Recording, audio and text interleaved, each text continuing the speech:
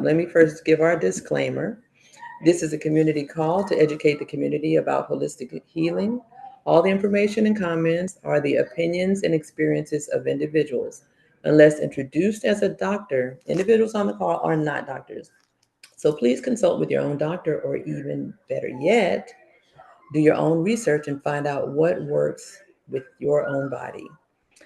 Okay, so let me introduce Aset. Okay. Hello, Great. thank you for coming on. I know you're busy. I know you've got your the Eye of Raw Center that you operate during this time. So I thank you so Yes. much for being on. I've been trying to get Aset forever. She, she just doesn't know how much I've been wanting her on here.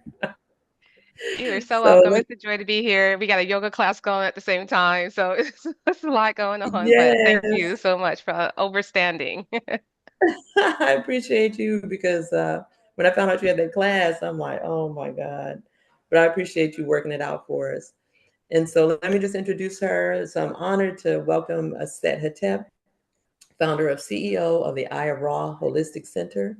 She left her career in IT to dedicate her life to holistic healing, blending psychology, culinary arts, and Kemetic wisdom to guide us into greater health and wholeness. And today she's going to be discussing hypnotherapy. And I am really, I was kind of talking about that, and a minute ago, just going on and on about how excited I am about hypnotherapy. And we kind of mentioned, some of the hypnosis that we've learned about, like the comedians on stage making people act like a dog and do all of that kind of stuff. Used to be the extent of what I knew about hypnosis. But I would love for you to explain to us how, because I know you have a background in Christianity. So I would love to know how you made that transition, or how you became interested in hypnotherapy, even though you've had a background in Christianity.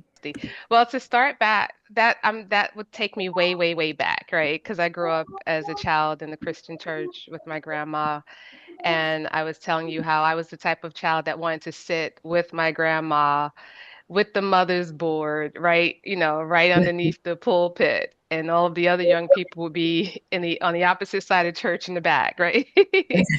Right. So I say that to say, as a young child, I had this profound love and inquisitive nature to want to penetrate the mysteries of the creator, right? The creator, the creatress. It goes by many names now.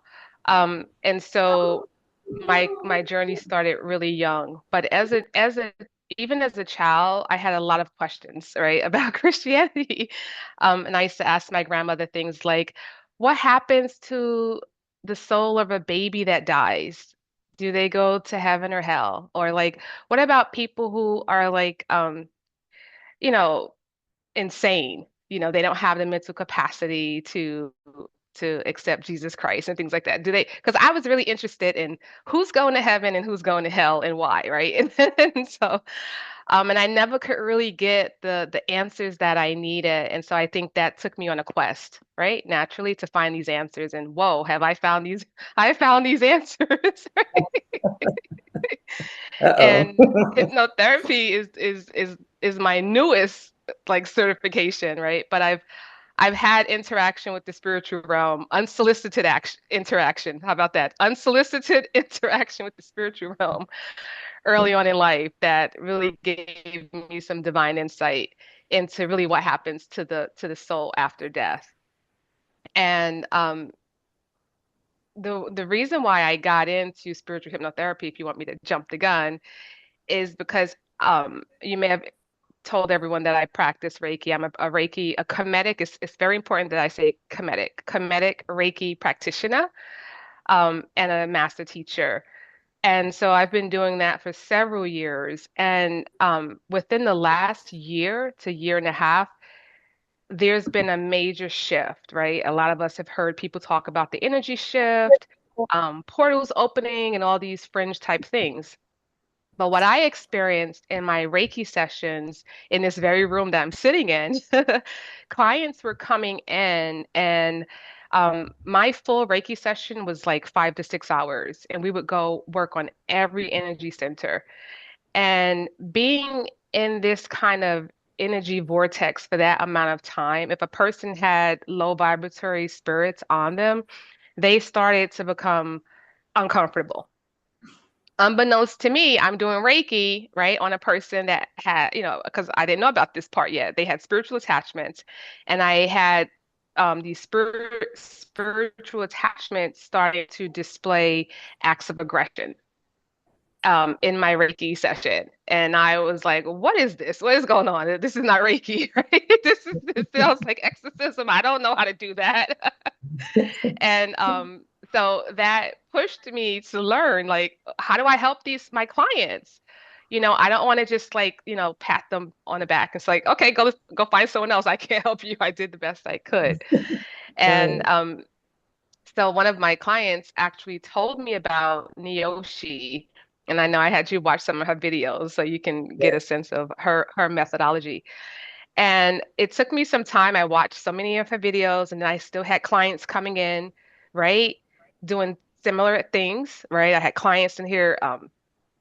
It was like an exorcism, like convulsing on my table, like trying to punch holes in my walls and stuff like that. And I was like, okay, I gotta get certified with her. And so to even be certified with her, she goes through a vetting process. And so I was happy to find out that I made it through. And the first time I missed my window. It was a small window of opportunity. I didn't move fast enough, and someone else took my seat. So I had to wait like I think like 8 months later. So Oh my it was a God. long time in the making. And so I Wow. finally got certified so that I can better serve my clients. That is awesome. When you told me about that, I'm like, okay, that is scary, actually. Yeah. So you mentioned Kemetic Reiki as opposed to regular Reiki. What's the difference? Good question. So when we say regular Reiki, we want to understand that that comes from a Japanese tradition, right? And there was a Japanese, I'm gonna call him a metaphysicist who stated, I can't remember his name right now, but he stated that while in meditation and in deep reflection, he intuited this construct of energy transference and helping people release traumatic energy from their energy body. And so when people get certified in the Japanese tradition, they get attuned to work with those symbols, right? And they're just like, different symbols that he attached different healing modalities to. Um, as a Kemetic practitioner, I've been studying Kemetic history, mysticism since I was 17. So that was over 30 years ago. And what I found consistent is that all of the spiritual traditions that are truly transformative, they have their roots in Kemet. So you can find Kemetic scripture, whether it's papyrus, coffin text, that speak to these modalities, right? And they talked about the Kemetic people going out throughout the world teaching other ethnic groups these healing arts, and they would, repackage them, right, to meet the needs of their ethnic group. And so for me, it was important to go back to source because it resonated with me, right? Meaning that there's some genetic coding within me that remembers, right? Whether it's through ancestral lineage or whether it's through me living a past lifetime, right? Doing that work. So there was memory in my DNA that led me down that path. And so it was important for me, if I was going to be doing that kind of healing work, to be able to connect to the symbols, and so our symbols are different. Our symbols, unfortunately, today, most people will look at our symbols and see them in a negative light because of acculturation and inculturation. But our symbols are the Neteru. So when you see these, people call them deities and things like that, when you see these images, each one of those images represent a manifestation of of the creator, right? And they govern some aspect of creation.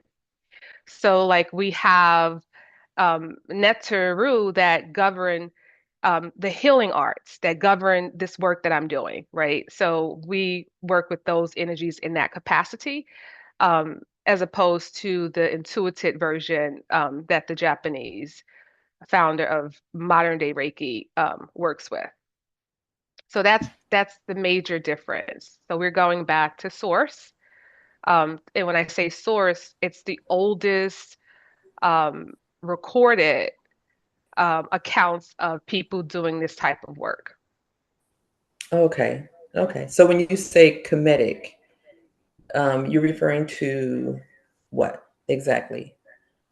So the prefix is Kemet, and so Kemet is the term that the ancient African Egyptians used to denote their land, their place, the place in which they lived, right? And Kemet translates to land of the black, black silk, black people, right? The richness, the all of that. So we use that term to denote um, a connection to what they left behind for us to help us today. They left those statues and all of all of the scriptures that other books were written based off of for this time that we're living in right now, because we are now living in the time of enlightenment. We have come out of this age of darkness. Everything is cyclical. All Aboriginal cultures that were spiritually evolved, they recorded these cycles, right? And going all the way back to ancient Kemet. And so this was recorded as the age when enlightenment would start to unfold and people would start to aspire to resurrecting their own divine consciousness, right? Instead of living like animals and beneath animal, below animals, and start to recognize their lineage, their divine lineage coming from the creator, the creatress itself.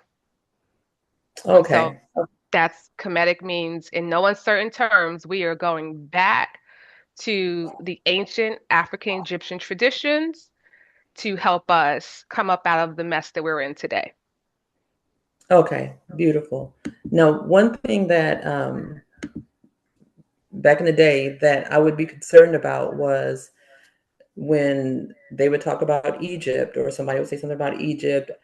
My thing was I would think, oh, they're serving all these gods, or they're this or they're that, they're sinful, and all of these different things is what I used to believe. Can you kind of explain, and just briefly, because I do want to get into the hypnotherapy, just briefly, and you kind of touched on some of the images of the deities. But can you kind of briefly explain to someone that may be feeling like, oh, I'm worshiping all these gods, and that's totally against the Bible. Can you kind of explain, how to make sense out of that? Yeah, absolutely. So the best way to make sense out of it is to inspire people to understand the chronological timeline of religion, right? Because when you understand it from a chronological perspective, it helps you see how things were taken from previous traditions and adulterated, right? So the construct of the angels, right? The angel construct came from the construct of the Neteru, right? But like I said earlier, people repackage things based on their understanding or limited understanding, and also they repackage things in a way to suit their needs and their purpose, right? So we have when we understand the history of Christianity, which is very important because in order to be a Christian, every Christian should understand the history of Christianity, which is one of the things that I took time to understand, right?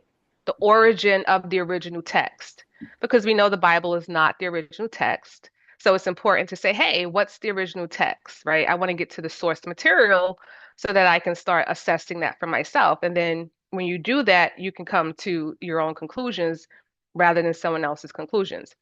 So, when you start studying the original text, right, that the different books were taken from, they will take you back to Kemet. They will take you back to Egypt, right? And Egypt has its own chronological time period where that's why I like to say ancient African Egypt, right? Egypt was invaded. First, I want to say African Egypt, they dwelled in relative peace and harmony for well over 10,000 years. And the Greek philosophers recorded this. They talked about the Greeks talked about the ancient Egyptians, the African Egyptians, as being the most spiritual, powerful people on the planet, right? The quotes are there, people, if people want to get them. And we allowed them to learn the lesser mysteries. We taught them the lesser mysteries, not the highest form of mysteries, because you really have to go through true purification to even understand the higher mysteries, right, of life and beyond. And so, as a result of us teaching them the lesser mysteries, at some point, they started feeling themselves, right? And they decided we could just invade this place, right? These people are docile, they're peaceful, right? That's a common attachment to melanated people, right? We're docile, we're amenable, we're forgiving, right? All of this. And they noticed that and they were Right. like, we can invade these people like that. And they did that. And so you have a period in which Egypt was ruled by Greeks and Romans, right? And even before them, the Hyksos.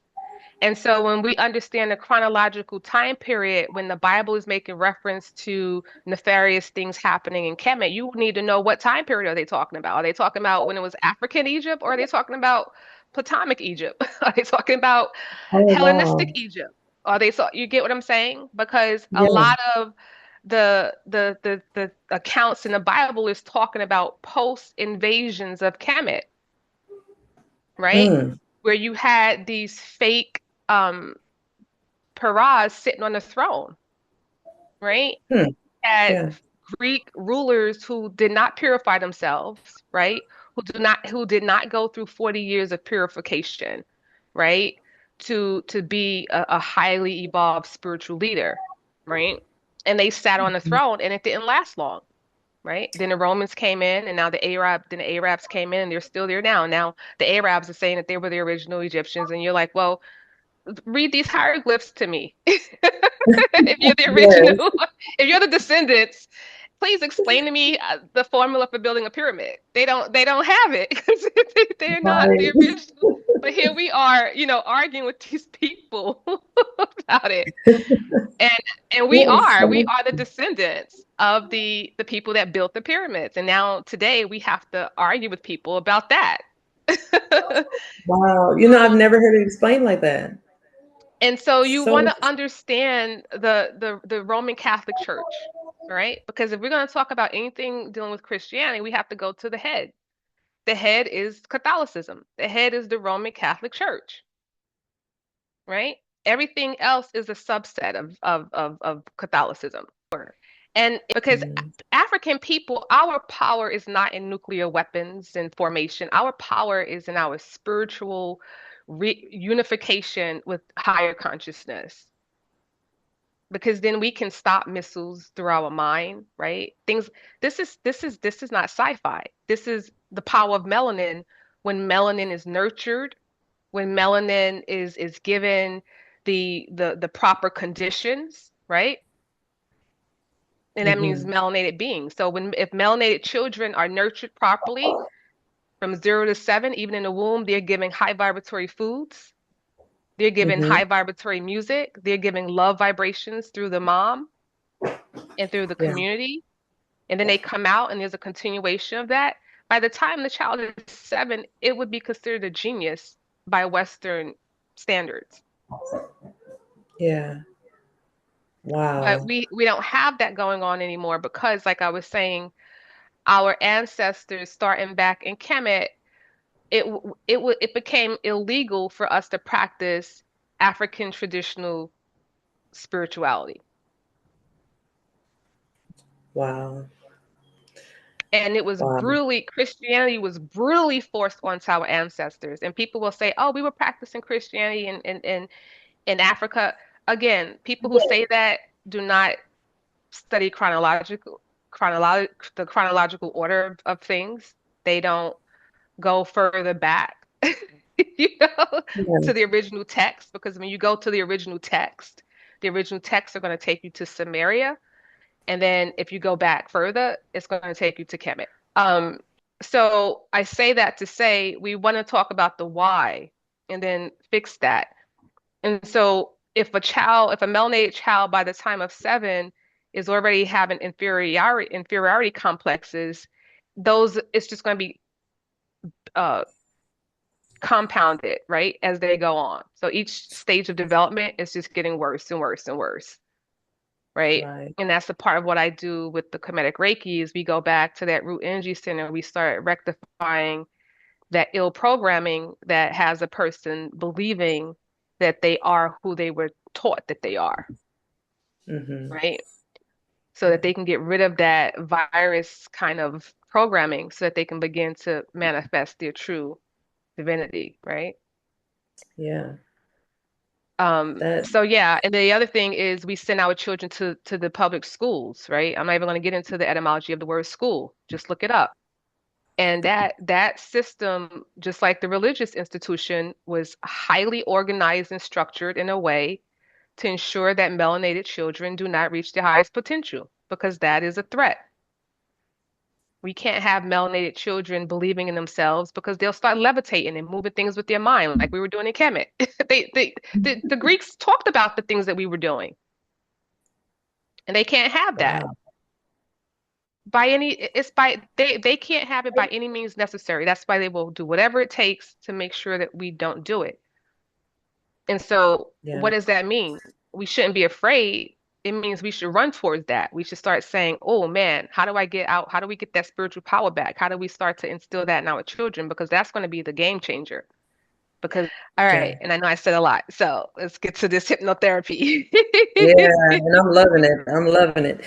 And it back in the day, what you're saying, it would have been something that I would have been like, no, that's just, just you just being militant and all that kind of stuff. But when you look at just regular talk shows, regular game shows and reality shows and that type of thing, they always give you somebody to eliminate. It's like, who do you want to eliminate? And it's the one that has the most power, the one that you're in fear of.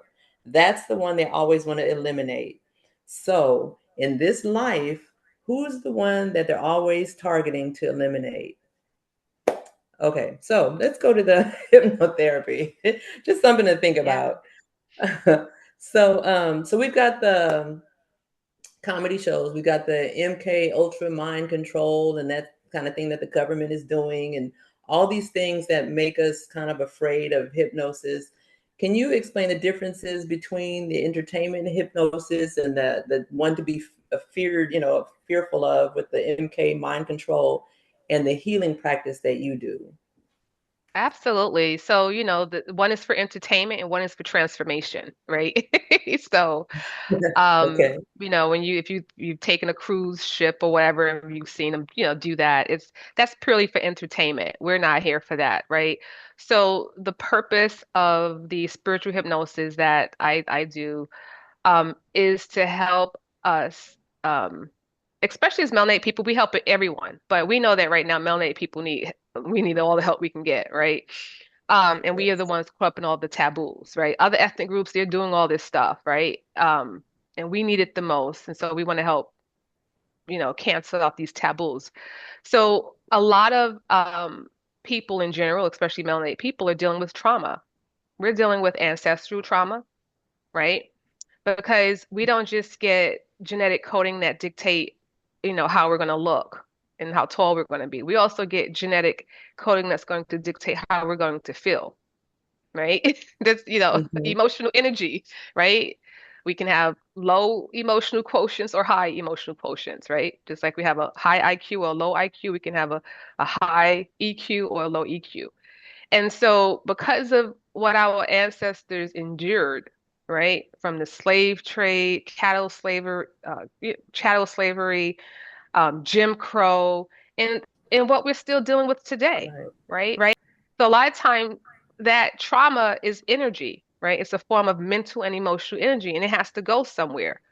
And so we typically store it in the respective energy center, right? So if it's trauma that's dealing with survival and all of this kind of stuff, which that kind of trauma is, we're going to store it right in our root energy center. And that's going to give rise to fear. right? And a lot of people won't even act upon this kind of stuff because of the fear, right? So when we're doing the spiritual hypnotherapy, it's allowing us to get to the root of these issues that's causing us to have problems in the hearing now very quickly. Whereas with the Reiki, a lot of it is like that's why it was like 6 hours. We're pulling, we're searching. Whereas with the spiritual hypnotherapy, we go right there. I guide the person right there, like you see in the videos that Yoshi do, and we deal with what is causing the problem in the here and now. Now, sometimes we will be taken to a memory from something that happened in this lifetime or something that we suppressed, right? Because many of us suppress traumatic things, right? That's a safety mechanism for the mind. Or it will take us to a past life and we'll see that the root of the trauma there, and then we'll be able to connect the dots, right, to how it's affecting us in the hearing now. So that's one of the things that we do in that session that's very important because once we identify it, I walk the client through releasing it. And this release is happening not just in the physical realm, right? Because we know that we are living in three realms at the same time. We all talk about mind, body, soul. So we are living in the physical realm, the mental realm, and the spiritual realm at the same time.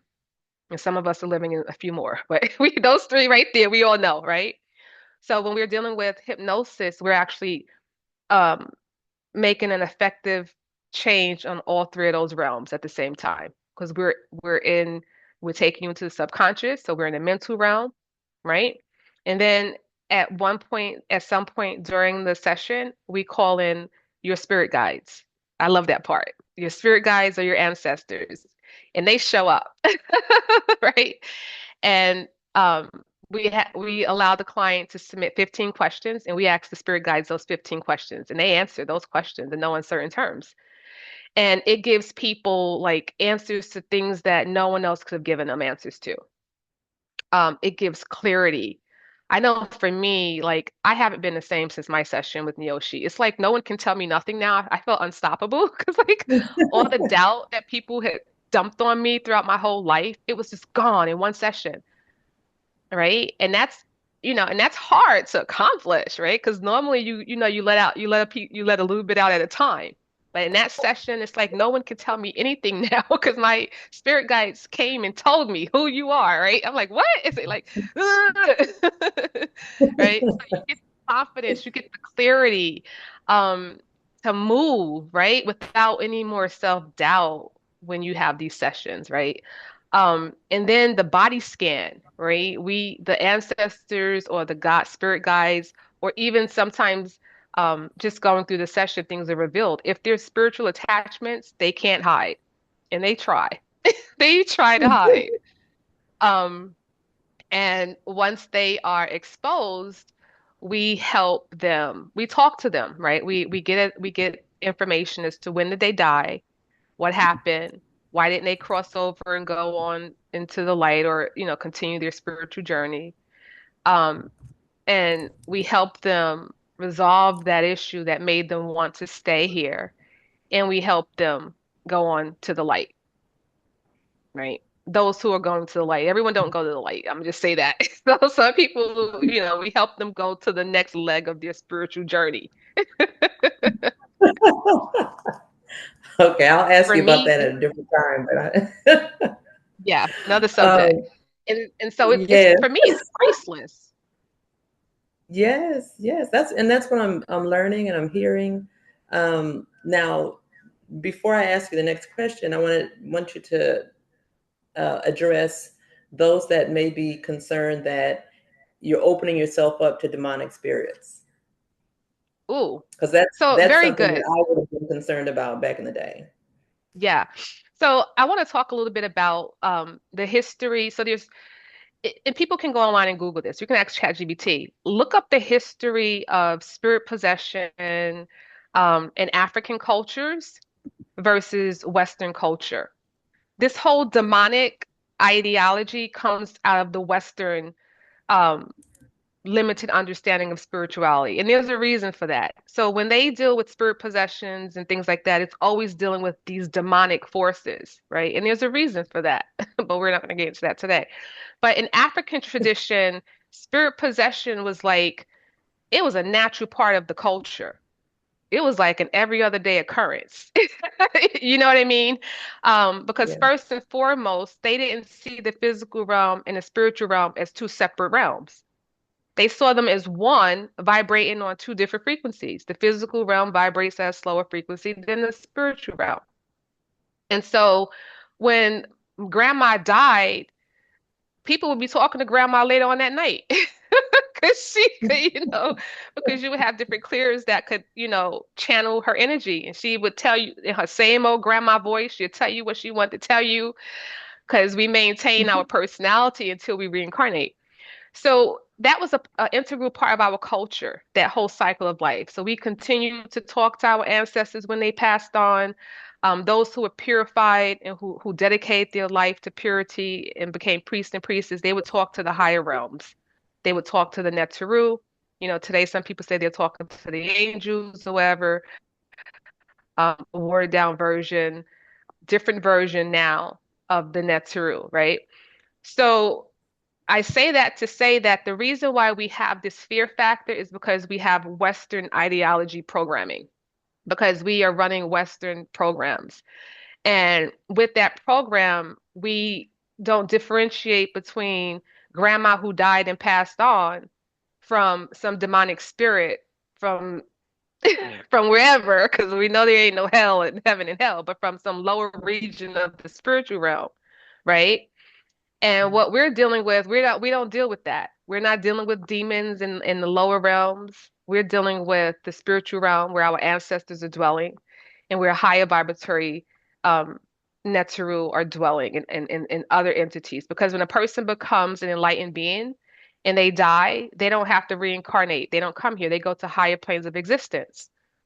And they can help us more. So I say all that to say that we're not dealing with demonic possession. We are reconnecting to what was taken away from us.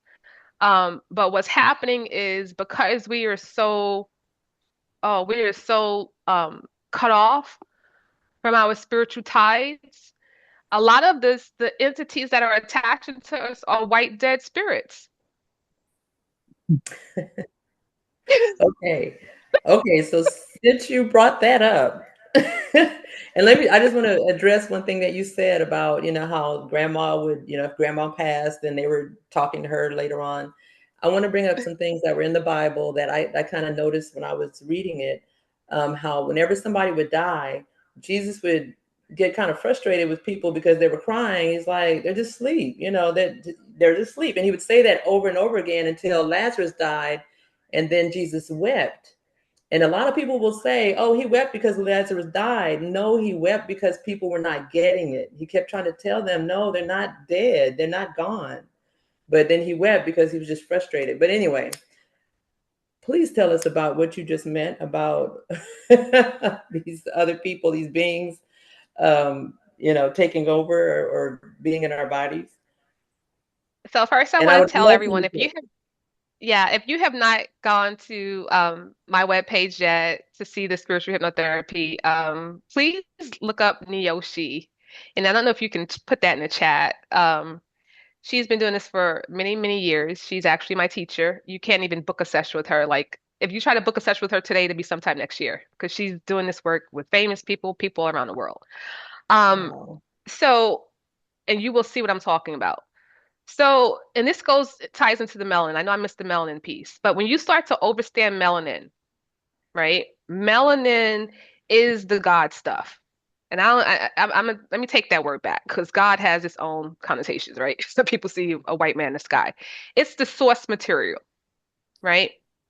Um, Physicists, they know it, right? They talk about the black matter, the antimatter, all this stuff, right? It's the source material. It's the glue, right? It's the essence that all things come from. So before there was light, there was Dark. darkness, there was black, right? So if you study melanin, just Google melanin, they will tell you that melanin can absorb everything under the UV. It can absorb just about anything, any wave, any electromagnetic frequency, any light frequency. And so because melanin can absorb all of this, it's like a sponge. when a person dies and that they don't want to cross over and they want to hang out here, they want to attach themselves to something that's A, going to be easily receptive, that they will receive it, right? And B, will allow them to project their will, right?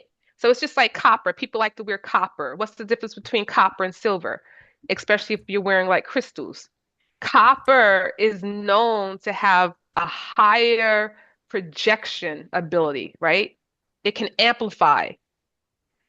So melanin is the same way. Melanin is a super absorber and a super amplifier. So these spiritual these deceased spirits, they want to continue to have an experience. So they're going to look for melanated bodies to attach to. One is easy to attach to because we have the melanin, and that's what melanin allows it to do. And then it can use that as a beacon, right? And that's when you listen to these spirits, they're telling you, oh, I'm on this body because I like to have this experience through this person, or I make this person do this, or I make this person do that, right? So that is a part of melanin. Because I'm like, well, why are all these white people, we watched the video, right, where there was a KK, a Klansman attached to a black woman, still with all that hate energy. So imagine how that's affecting her, right?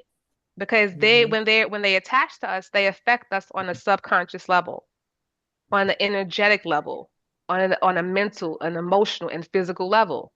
Whatever part of the body they like to, post up in, that part of the body starts to have problems, Yes. right? And this is real. And being afraid of it doesn't negate it. Um, and one of the things I want to Hmm. say, and people better hold on to their hats. Hold on to your hats. I'm sure Because they're already holding on.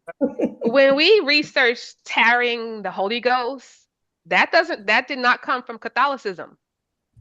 You do not go to any Catholic church, right? Remember, that's the head of Christianity, whether it's Pentecostal, Baptist, or whatever, we gotta remember, right? It's a trickle down.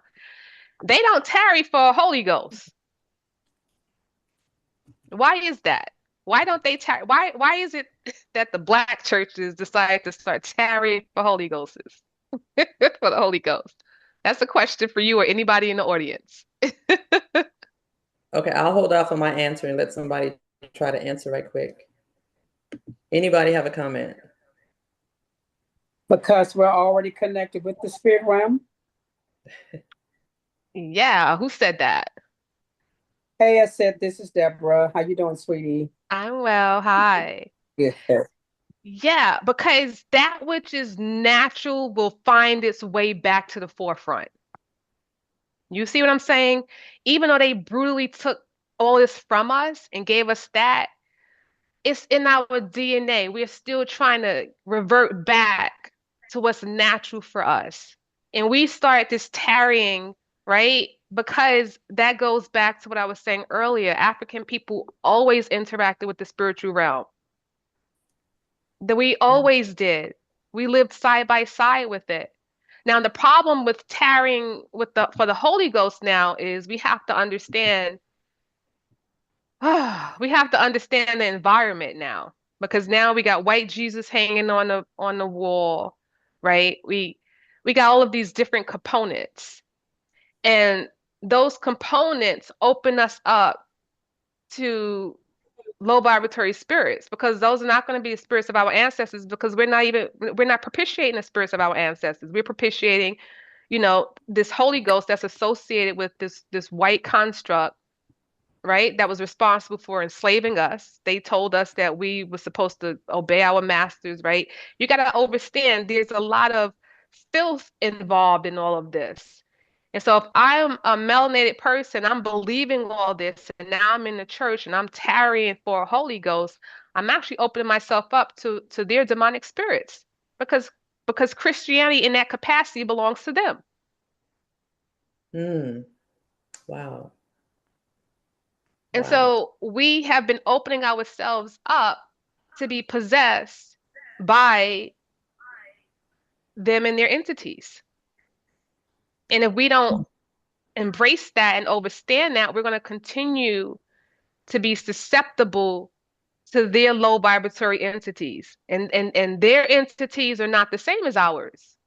That's why when you watch and you study their construct of spirit possession, it's demons. It's demons, it's psychosis. You go to your doctor, you tell your doctor that you're channeling spirits and see what they tell you. You will be labeled as schizophrenic and they will put you on medication. Yes. If you're not Okay? institutionalized. Right. Yeah. So we have to clearly delineate, right, between what belongs to Western culture and what belongs to the culture of our ancestors. And we have to sort through it and see that what we have adopted now is making us sick, is rendering us spiritually weak. Not only are they feeding off of us while we're alive, they're feeding off of us when they die. That's like adding insult to injury. Okay, so you mentioned it finds someone that's easily acceptable. Tell us who would be easily acceptable and what would they attach to? Yeah, susceptible. So one of the things that allows spiritual attachments or walk-ins to walk in, um, the primary thing is having a low vibration. And we know you could walk in a Black community, it's a low vibration. You drive through the hood, you just feel it, right? Because we've been oppressed, right? We're still being oppressed. And the Right. biggest oppression is our spiritual oppression, right? Because you can have people that's living in poverty, but they are still connected to source and their spiritual food, and they will still vibrate on a high frequency. But we have been spiritually oppressed, and so therefore everything else just falls into place, right? Mhm. So when we are depressed, spirits can walk in. When we are drinking alcohol, they love it. Another name for alcohol is spirits, right? It weakens our resolves, it lowers our inhibition, and they walk right in. And a lot of times, the type of spirits that walk in are the spirits that love alcohol. And so, this is why a lot of people who are alcoholics have a really difficult time kicking the habit because they got these entities that's just not going to let them kick it. Same thing with smoking, any low vibratory habit. When we have major injuries, near death experiences, um, and you don't have to necessarily be an adult for this to happen, right? I have worked with a client that had a spirit attachment that attached to her as a baby. Okay. So, Mhm. people might say, well, I don't do none of those things. I ain't got no spirits attached to me. I'm like, yeah, you do. You do. You probably. And I'm gonna be really candid with you all. With all of the spiritual work that I have done, all right, and I wasn't gonna plan on doing this. With all that I have done, I still had an attachment on me. Ugh. So did you find that out with your session with Miyoshi? Yes. Wow. Okay, I want to know about it. I mean, I don't know if I, you want to I, share that, I'm not gonna talk about it. I had. I'll share this. I had two. One, one I picked up on, going through trauma early on in life, and it hung around. And I'll but share. And every so often, I struggled with suicide ideation as a child. That was my thing. mhm. And even with all of my spiritual work, far and few, but under the right circumstances, I could go back to thinking about that. And it never made sense to me because I was like, with all of my spiritual work and all that I've done, how can any situation make me feel like taking my life again? Right? Yeah. I'm serious. And I found out because it was a spirit attachment. It was a spirit Wow. attachment that committed suicide. And when I was under hypnosis, I went through that spirit's life when it killed itself. And it had attached itself to me when I was young and I was very depressed and I was suicidal as a teen. And so that explained it because I couldn't understand how, with all of my spiritual, how could very far and few, right? But it had been times where situations had took me to a low point and I was like struggling not to take myself out of here. And it was literally like it was a war inside of me. And that explained it because that war was coming from that attachment that wanted me to do it. And so it had to go bye-bye. So I'm happy. So you haven't dealt with that since. Nope. Nope. That And I don't plan on. I appreciate you sharing that because it explains so many situations where I've dealt with people that have had, have grown spiritually and all this, but still going back to that same thing. That explains so much, so much. Because in my mind, I'm thinking there's no reason why they should be struggling with this anymore, because they know, they could usher somebody else into their wellness, but they keep Yeah. struggling with that same thing. Thank you for sharing that. I appreciate And you being and and vulnerable. that was a silent, quiet struggle that I had. And when it would happen, I would almost feel like a fraud. Because it was like, I how can are you helping imagine. people spiritually? And all of a sudden, this situation, you sitting here thinking about taking your life. So like Wow. having that revealed to me, it that it wasn't me and that there was this and I'm gonna be honest, like the way I had no intention on even disclosing that during my session, but spirit set me up. Nobody was gonna know that. I was like, I wasn't gonna tell anybody that, but I got set up. And the way it happened, it was unbelievable. I was like, holy cow, this is getting ready to come out. So you knew what you were saying at the time? Yes. So, yeah, let's talk about that. So, we do not take you into like a deep hypnosis, right? So, we take you right to the subconscious, not the unconscious. The unconscious is too deep and vast. We're not going there. But the subconscious is the liaison between your unconscious and your conscious awareness. We go there all the time when we daydream. When we're sitting there daydreaming, we're in the subconscious mind, right? So, I'm just going to guide you to your own subconscious and guide you through the process of revealing certain things. Okay. So the client is fully alert and fully aware. Now, if something is really traumatic, a client may go out and maybe their spirit guide will come forward and do some talking and revealing and work on behalf of the person. You get the video, so everyone gets to watch the whole video of everything that happened. But most of the time, the person is fully alert and fully aware. At any point, you can say, no, thank you. You can even lie. I had a client that told the lie during her session because she didn't want to face the fact that this is what was being said. But I could sense that it was a lie. And then later on, the spirit attachment told me the truth. And I was like, yeah, I know. Okay, please explain that. So so you're talking to both the attachment and the person during the Yes. session? Yes. You direct the flow. As a practitioner, I direct the flow of traffic. So I'll say, let me talk to the attachment, and then the attachment will say something, and then I'll say, okay, I'm going back to the client. And the client, because you're consciously aware of this, sometimes you're like, what is going on? You're like, no, don't tell that because you don't want it to be told, right? So that's how much in control you are. But before your session, I prep you.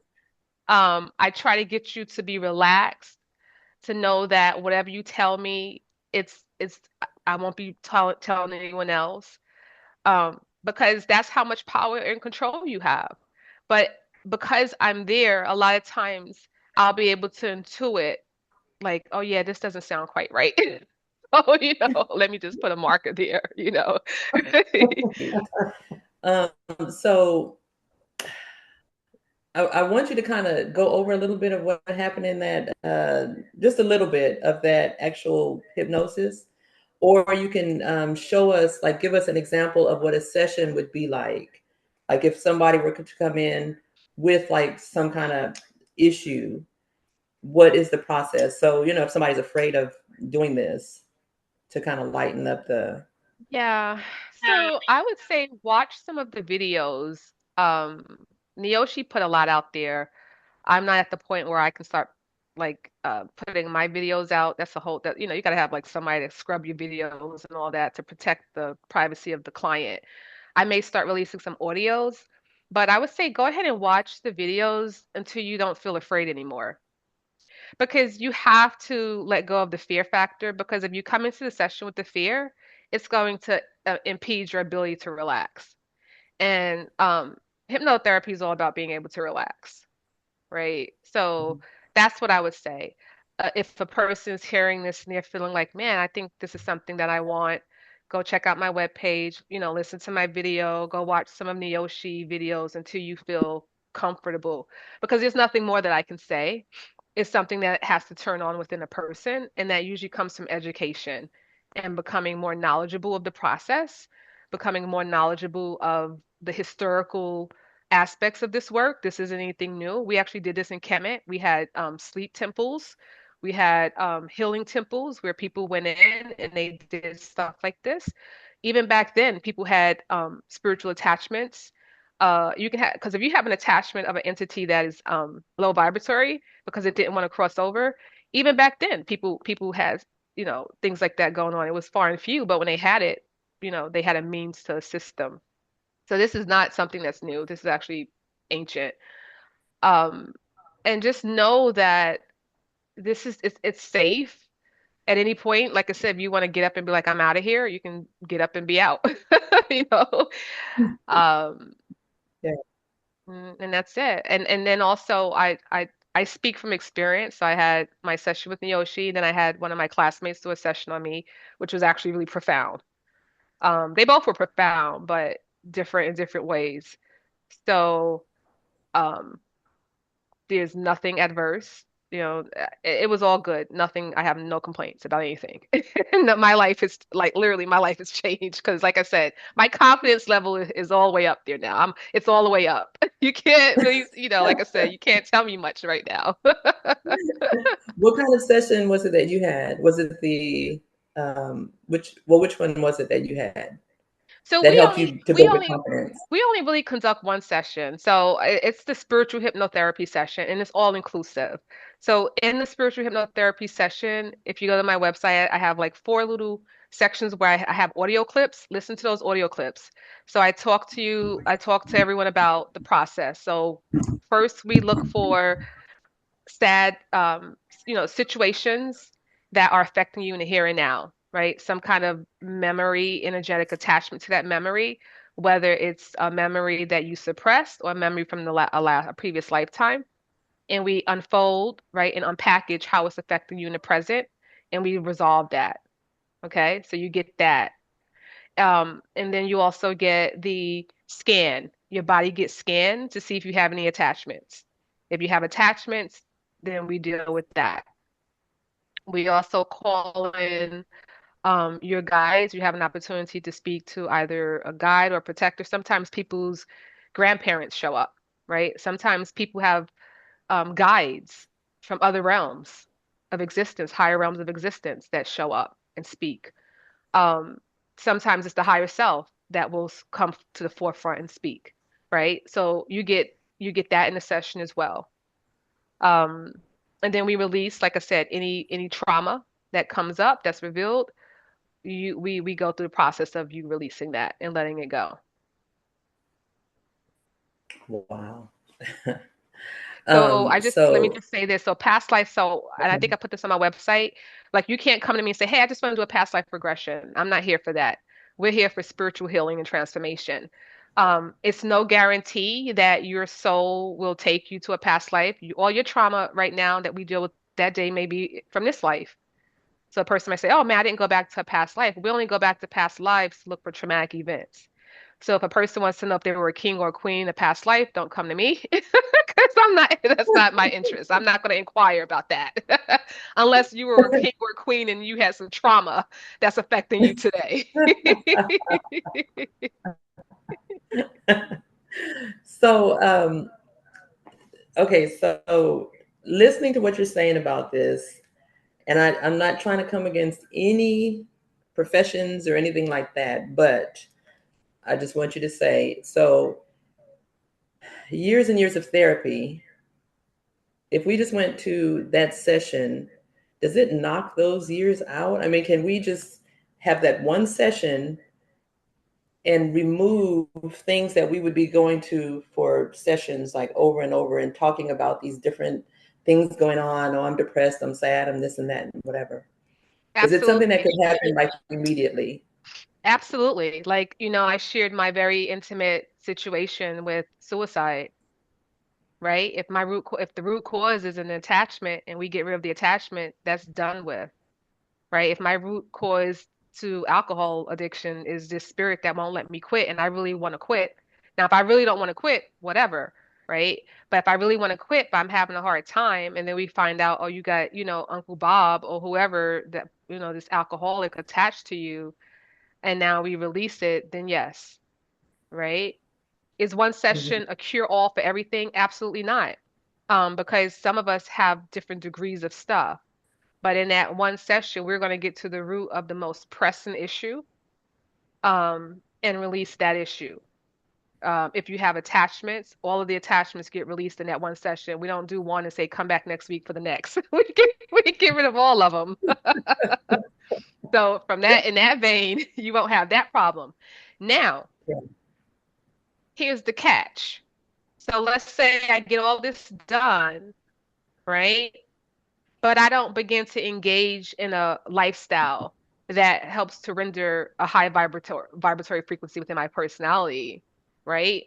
Then I can become susceptible to new attachments, Yeah. right? If I continue to behave and, because I like those things and I want to go back to those things, um, then yeah, I open myself back up for attachment. So the caveat is this should be considered a part of a person's spiritual journey, not an end Gotcha. all, right? So if it's like if you're coming to this, then you're like, I'm on this journey of spiritual evolution. I want to get to the point where I'm manifesting my most magnanimous version of myself, where things are not taking me to lows. I'm not going from highs to lows. I'm being more balanced in life, right?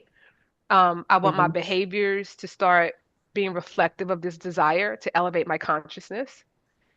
And then this will just be another stepping stone, right, in that process.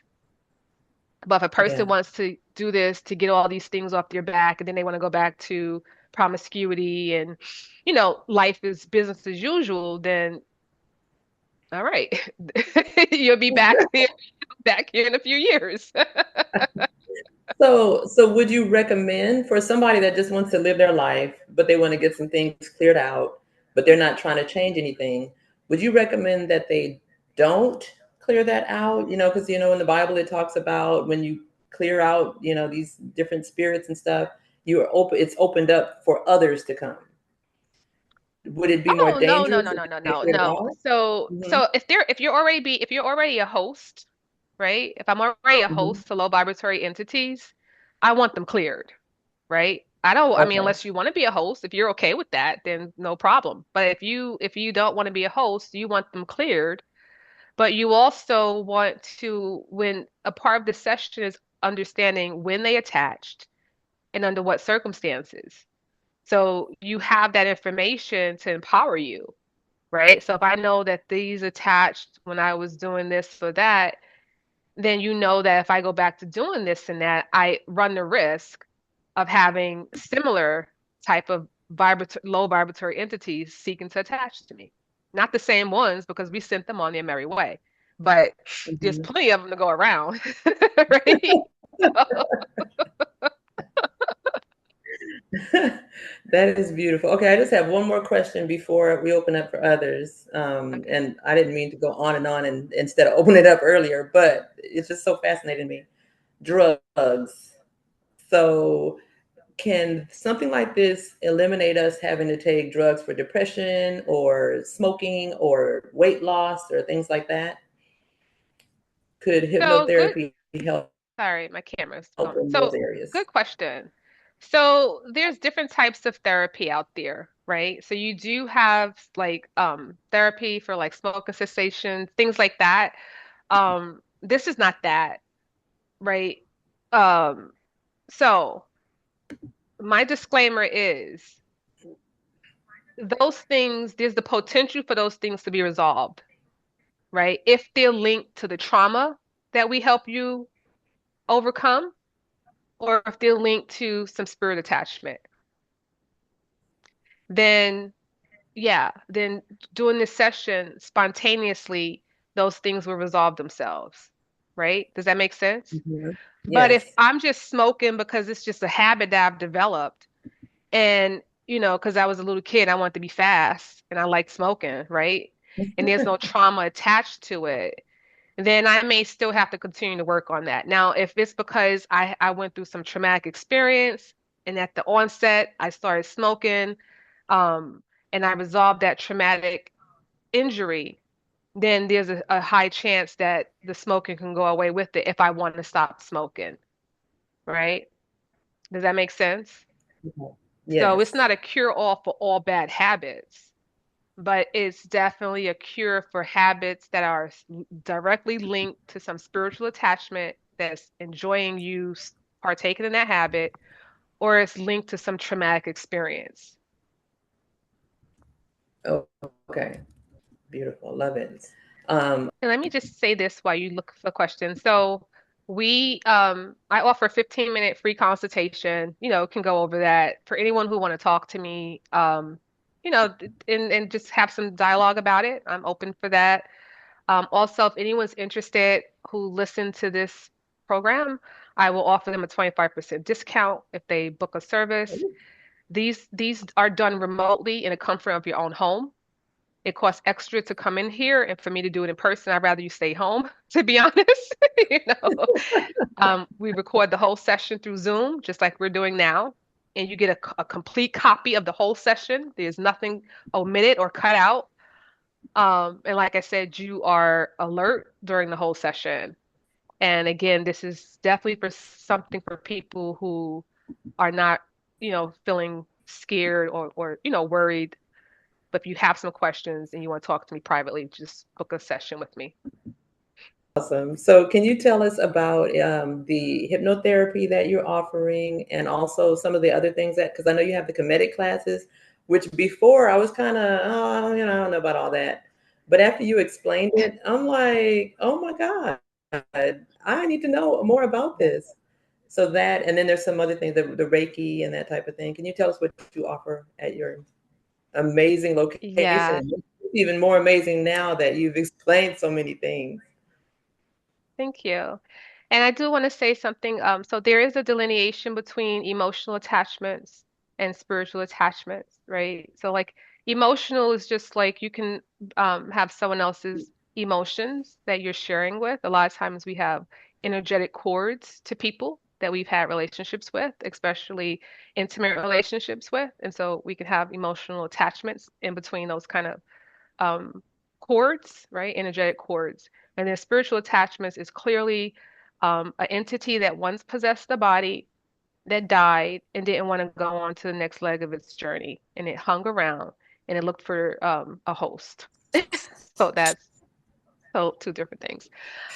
So yeah, I'm offering this, I'm happy to offer this spiritual hypnotherapy. And I was also, like I said, I watched the Yoshi for a while. I was like, I don't know if I'm getting into that.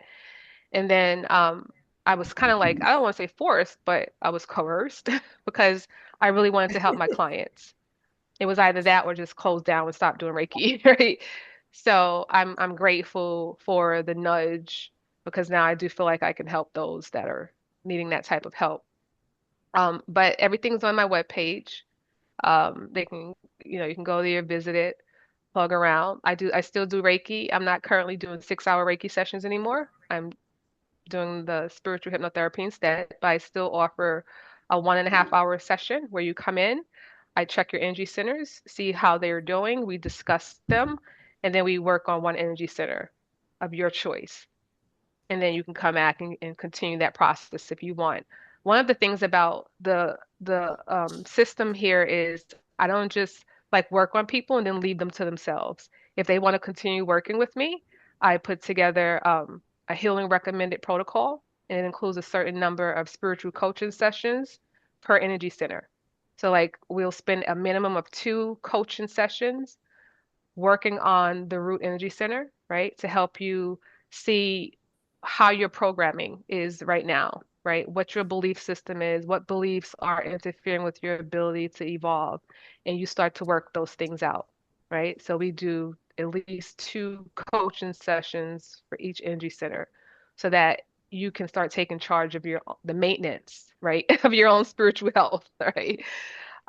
When you do a Reiki session with me, it's interactive. You will not lay on my table and close your eyes, and I'm not going to be doing magic over you. It's very interactive. We talk, we discover what's going on with your energy centers. I help you. I break the energy up. I help move it, but you are releasing it. I am pulling, you're releasing. It's like giving birth. So that's how our sessions are different. You will know what you released and why it was there in the first place. Okay, that's how our Reiki sessions work. If you want coaching and things like that, I will continue working with you. Same thing with after the spiritual hypnotherapy session. If you want some spiritual coaching, I do, like I said, I do have a bachelor's in psychology. Decided not to go full throttle because there's some things I don't agree with that industry. But I'm here for that as well. We also have classes. We just opened up a Kemetic school.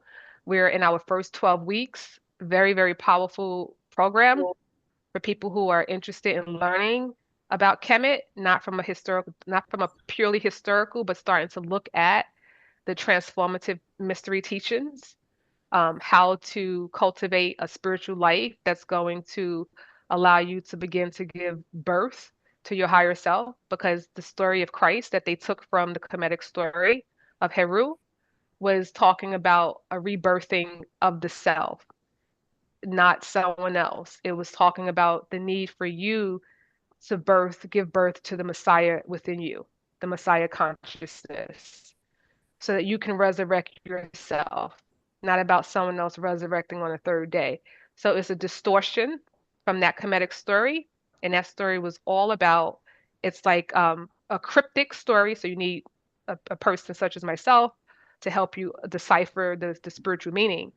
But it's all about how you become the Christ-like person in this lifetime if you so choose. So that's what the school is for, to help people learn in a very systematic, structured format. Love it. And you have another a Reiki class this month, right? On the 26th? Yeah, I do. So the level one Reiki class is all about self-healing. So you learn about the energy centers in a very intimate way. Again, the way that this system uh, was unfolded and given to me through, through the spiritual work and the meditation and the cleansing and all that, it's different. It's all about you becoming responsible for your own spiritual well-being and not putting the onus on someone else, right? Because we love doing that, right? Someone else died for me, Yes. for my sins, right? Hey, someone opened up my energy centers. No, you have to do these things for yourself. And that level one class will guide you through it. It gives you an introduction into the Neteru. If you're scared of the Neteru and scared of Kemetic constructs, don't take that class. It's not for you because we're going to talk about that. Um, Mhm. and that's because it's Kemetic. It's Kemetic Reiki. Awesome. And was there anything else you wanted to share about the Eye of Ra? Nope, just we're here. We are 501(c)(3), so it's not easy, as you all can imagine, in this day and age, stepping out and having a center like this. So if you feel inspired, to make a donation, we appreciate that. We would like to keep our doors open and continue this work um, in this time of need. And then I want to say this one last thing. One of the things that was always interesting to me in the Bible was how wasn't Moses sent? Who was sent into Egypt for protection at some point, right? Someone in the Bible, they sent them to Moses. Kemet. It was Moses, right? So it's like, Well, Moses was the one. He was there. Yeah, and wound up in the temple or whatever with the king, was raised in yeah. the king's household. Yeah. So you just gotta remember that these are adulterations. It's like someone writing your autobiography and embellishing it and putting it, making it how they want it to be.